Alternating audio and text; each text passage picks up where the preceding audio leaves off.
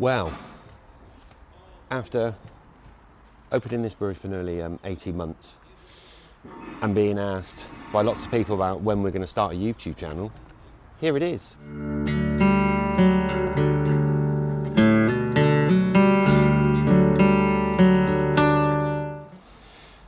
So here we are, Maverick Brewing. We've actually been going about 18 months, but it's taken us this long to get round to actually start recording some of the stuff we do. So sadly, you've missed out on all the build, putting all the brewery together. That was 18 months ago. But we're here now, we're going to start recording some stuff, and hopefully you'll like it. Hopefully there'll be some interesting stuff for you to do, for you to see, as we're kind of getting on with the nonsense that is owning this brewery, as I like to call it, my hobby that's got way out of hand. So we're just going to try and record some stuff. Myself, Charlie, some of the other guys that will be coming to join us in the near future. We're just going to record some stuff, explain to you about what we're doing, and yeah, hopefully you find it interesting and you like it. We've got a busy couple of weeks coming up. We're heading into our second birthday, so this week I didn't get all this nonsense equipment to record any of this stuff earlier, but we're going to be brewing collaborations all this week. We actually brewed one yesterday with a really great friend of mine, Brooke from Brewery Brewing, which was awesome, down at his place over in Horsham. Go and check them out. You struggle to get their beer out there online, but if you go along to his amazing tap room, you'll have some of his awesome beer over there, and tell Brooke and all the team that we sent you. But yeah, we've got collaborations all this week, so we're going to try and capture some of that. We've got a busy packaging day today, which we'll get a little bit of filming of, try and describe it. Look at that sun. We'll try and describe some of that for you as we go through the day. Brewing all this week, and we'll kind of bring some of this stuff out in some videos, and hopefully you'll enjoy it. Let us know what you think. If there's anything in particular you'd like us to see that we're doing.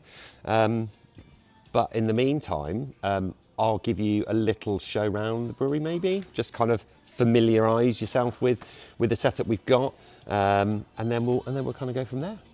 Cool. So, welcome to Maverick Brewing. It's a lovely sunny day today. And this is our little place. We're super lucky. We're based over in North Hampshire, G35, 9LU. We're in 4A. It's called the Long Barn, because this actually used to be a barn where cows used to be kept. And you'll see some of those features in the floor a little bit later. But yeah, this is where we are. We've been set up now for 18 months. We're super lucky. We've got a really nice big space outside that we get to use. We've got a tap room on site, for those of you that didn't know. So on Fridays and Saturdays, we have all the benches out all across here, and you'll see lots of this sort of stuff in upcoming videos, I'm sure. And we've also got a really good Instagram page that Charlie manages for us. So go and find us on Instagram, Maverick Brewing, and come and have a look at some of the stuff we do. But if we go inside, you'll see some of the stuff that we've got going on. So this is our bar tap room, where we serve all of our wonderful beers from.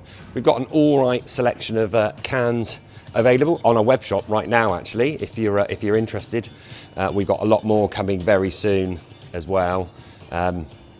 We like to keep a record of some of the beers that we've released in the last 18 months. So this is some of the beers that we have that have come through the tap room on can, and we've got lots more planned. Particularly, we've got 4 really exciting beers, maybe even 5 if we're lucky, to come out at our birthday party. So we're celebrating our second birthday party in style on this day here, 24th of May, Saturday, bank holiday weekend. And it's going to be big. If you're in the area, North Hampshire, or not, actually, there's lots of good camping and places to stay nearby. Come along and join us. So, brew house, Charlie's busy, getting ready for packaging day. These are all our benches, so we have the whole inside space as well as outside. It's a bit of setup, tables and chairs, lots of space for everyone. Ignore the water on the floor. We had a minor water leak through the night, but we'll gloss over that for now. But yeah, loads of benches, loads of seating inside as well as outside. All these benches all go outside in the summer. So it's a really good vibe, lots of really good fun. Obviously, necessary toilets, which you'll probably see me doing some maintenance in there at some point in a not too distant future. And then a quick little peek, you'll get to see lots of this sort of stuff in upcoming videos. Brewing station, necessary sink and all other paraphernalia and bits and pieces. This is where we do all the necessary records of the beers we've got in tank and what we're doing. That's a couple of them as we speak. Impy Stout's going to be going into casks, some bourbon casks for the next 12 months, which we'll be doing there. Obviously, sink, anyone will tell you, brewing is 90% cleaning. We've got our FE control panel. So this is how we manage and control all of our fermentation temperatures. And yeah, this is the brew house. This is just Charlie prepping the kegs for packaging today. And this is our lovely, lovely bourbon barrels that we've got an Impy Stout going into, which would be great. And then these are our conical FEs. And again, you'll get to see lots of this sort of stuff. But yeah, this is our brew house. 10 hectolitre or 6 brewers barrels, a single infusion brew house, cold liquor tank, hot liquor tank, and kettle and whirlpool. We're super lucky here. You can't see a lot because we've got these big beasts in the way, but we've got a really good, nice little brew house and a really good floor. Any good brewer will tell you they need a really good floor. As you can see, proper floor with drains. It's probably one of the best things we ever bought when we built this place. So yeah, that's kind of a little bit of the brew house. You know, we fill a lot of kegs. Loads of beer goes through the tap room. Some goes out to trade. If you're a trade customer, you want to try some of our beautiful hazy beers at your independent pub or bar, then by all means get in touch. We can hook you up. But yeah, that's a little bit of a tour of the brewery. So actually, we are dumping all of the hop and trub matter at the bottom of our conical tank. Tank's shaped down this way. We've got a racky arm that points upwards, so it means we can rotate the arm and pick clean beer off the bottom of the trub and yeast that collects down at this bottom half, and believe me, we get quite a lot. But what we can do is we can drop out everything that's in the bottom there to give us the best chance of getting as much good beer as we possibly can. So I literally just started doing this, and I thought, you might want to see this for nonsense reasons, but believe me, it smells pretty good. So let me just crack on and do the rest of this. So you're supposed to have a really thin diaphragm valve and open it really gently to be able to get this stuff out, but we don't have that kind of technology. So just a short little hose, sterilised, right on the bottom of the tank. This has been cold crashing for a few days. As you can see, the hops are starting to make their way out, but we literally just crack it out really gently, just to start to get, hopefully it's not too blocked. Needless to say, we put a lot of hops in our beer, and you get this lovely mix of yeast and hops come through like this. And the idea is you just need to tweak it enough to get it to flow. If you open it too quickly, you get what they call funneling. So literally the beer will just shoot straight down through the middle of the hops and the yeast, and you don't, you just leave all of the hops behind, and it just is no good to anyone. So it's a bit of an art, and you just need to feel your way through just to get enough of a flow to get it all through. Obviously, you don't want the yeast and the hops sat on the beer for ages, because that's when you start to sort of impart grassy flavours. You'll hear a lot of brewers talk about sort of hop contact time. We realistically, we're in like the 3 to 4 day region, maybe even less for really big dry hops. So I think after that it's diminishing returns. I don't think you really get as much bang for your buck, and when you're in a commercial brewery, sometimes it's about how quickly you can turn the beer around. This smells amazing, by the way. This dry hop in this beer was about, oh, here we go, see how that's starting to run real quick. The dry hop in this beer was about 7 kilos of T90s, which at homebrew level was mind-blowing. See, now we're See that we're actually just getting liquid now. So I would say we are pretty much, yeah, I'd say we're pretty much done now. That is, this is the second hop trub dump we've done. So actually that's about right, I think, for what we've run off there. Yeah, and that's dropping the cone, as they call it. Charlie's just assembling the kegging setup, and I'll just talk you through it in a second. There you go. We use a disinfectant called peracetic acid, PA, which is stronger than your average homebrew kind of Steri-Cleanse or Chem-San or whatever blend you use. But this we mix it with the water. It's an instant contact sterilant, so everything's cleaned obviously beforehand. I'm a great believer in soaking stuff, which is all good. And then we've got the the fill stops as well to go in as well. Remember, you've got the fill stops to go in there as well, which have been soaking in the PA for about 10 minutes. You might have seen these. These are actually derived from homebrew setups, and you'll have a closer look at these in a second. These basically allow us to set the kegs to fill, and we don't have to stand there watching them, and they just automatically stop when they're finished. So yeah, it's all good. So we've just connected, again, I'll show you all this sort of stuff, but we're just kind of priming the kegging lines. So what we do is we get the first one before we open this tap, and we open this end up. I know it seems like we're wasting beer, but seriously, this is just the way to do it. And then you slowly open the racking arm, so the beer then comes through, and then we close this tap, so I know that this is primed now. We then put this back in the Sani. I then get the other keg attachment, which I'll show you about another time. We now know this is open now, so it's now pressurized. I now open this feed valve at the bottom here, which then primes this with beer as it all comes through. I can then shut this valve, and I now know that this is all primed now. If I now open the racking arm fully and give this a little run, we are now running, you can see in here, perfectly clear beer. Everything's all good. So we're now ready to start filling the kegs. So yeah, another one of these, you'll find there's lots of bits of stainless knocking around in the brewery, and this is just to put a bit of top pressure on the tank. You don't need to worry about soaking this in Sani because it's not getting in contact with any of the beer, and all this is just going to help push the Impy Stout out into these lovely casks. Probably notice we have slightly bigger bottles of gas than your average home brewer. These are 33 kilos. Obviously we use quite a bit of CO2 here, but we try and limit what we can by doing something called spunding, but we'll cover that on a different day. So we've got a bit of top pressure on there. So if I then open this valve, that should give us enough to help push it out. Right, I'll get the line sorted out.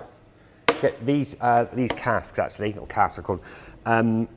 So prior to this, we steamed these for like an hour and a half each. So these haven't had any beer in them. They're fresh bourbon barrels. They were a bit dry when we got them. So what we did, just to make sure that we were safe, I adapted a wallpaper steamer from home, took the wall attachment off, filled it up with water, turned these upside down. I kind of created a bit of a bung out of a cloth and one of these, put the end of the steam attachment in the barrel underneath, and I just ran it, and I let it run for, well, yeah, it was like an hour and a half. I mean, these things were hot, but at least we know, we've got them properly hot. They're as clean, as sterile as we possibly can get them. Admittedly, this Impy Stout that's going in is like 11.5%, so that'll give us a good amount of protection, but you can never be too safe with this stuff, right? Because this beer is going to sit in these barrels for like maybe 12 months. Maybe. And we'll be topping them up along the way as well. So we just need to give them the best chance we possibly can. So let me get this set up and let's get it start to fill. So, right, so we've got everything set up now. I thought we could take a little sample. You might like to see a little sample of what this ridiculous Impy Stout is all about. So if I just run a little bit of this off down here a second, hopefully you can see, oh, you'll see it in a second, don't panic. Let me just run a little bit through here.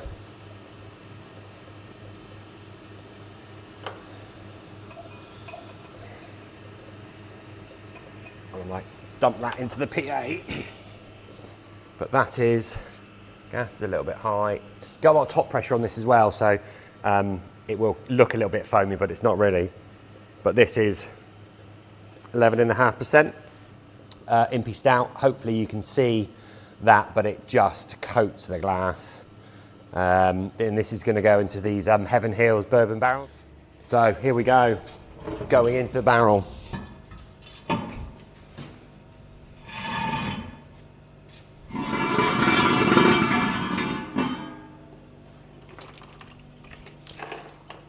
And there we go.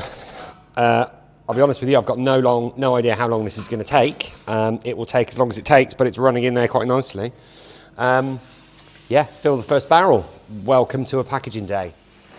So, just while Charlie's just doing this, I've just thought I'd talk you through the process of what we've got going on here. So, as you've seen, we've got the racking arm. We'll show you a picture of the inside of the tank either today or on another day.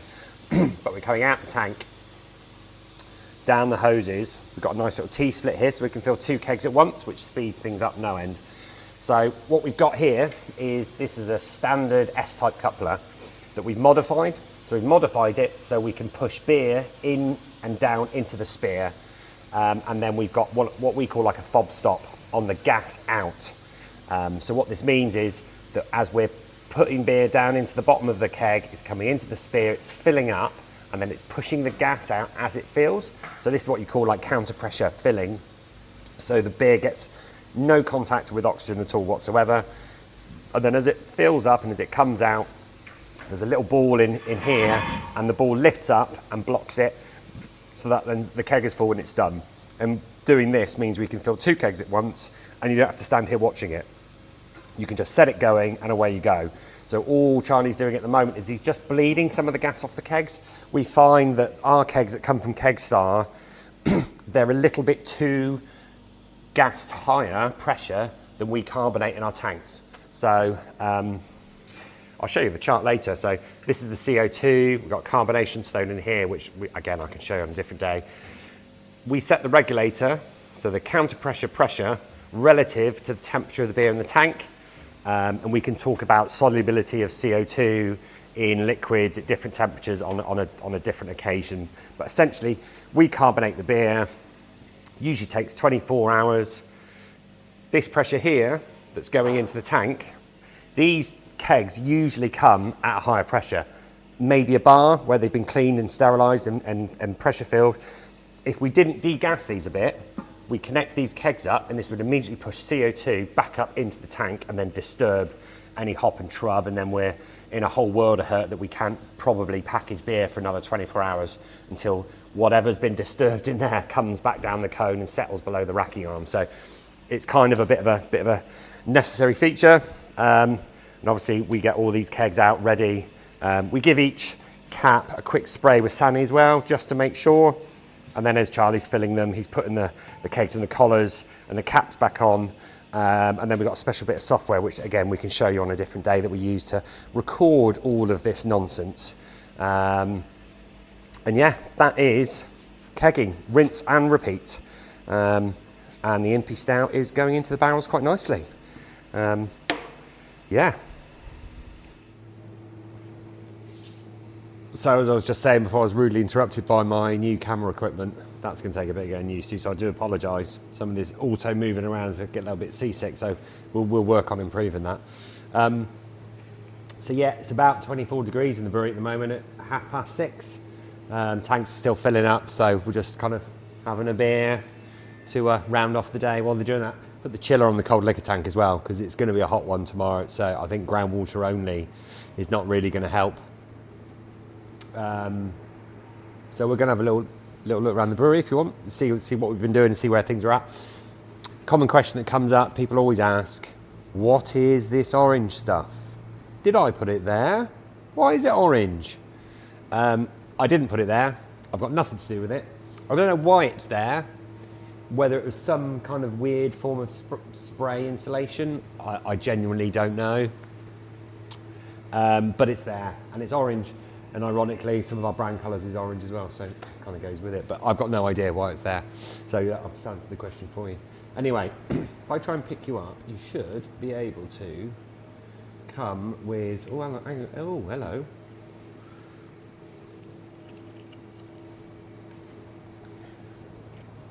So what we'll do, we've now learned, if I pick you up and you come with me, I then turn on tracking because then you'll follow.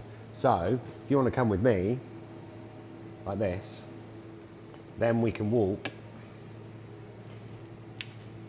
and then you can follow me and then you can see what's going on. This kind of works a bit better, doesn't it now?